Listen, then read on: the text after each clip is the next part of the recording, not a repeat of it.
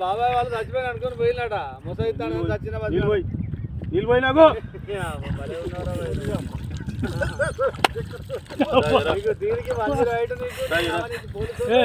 ఎందుకు పన్న వాళ్ళ ఎందుకు అనుకున్న వాళ్ళ ఈ చల్లదనానికి ఎండకు చేయలేక కన్నీకి ఓడిపోయి వచ్చిన గెలవలేక ఏం చేసావు 10 రోజుల నుంచి గణేట్ చేత నాతో గట్టించి నా కష్టం దోచుకొని గణేట్ రాయ్ నాకు అంటే డబ్బులు ఇచ్చారు కానీ శ్రమ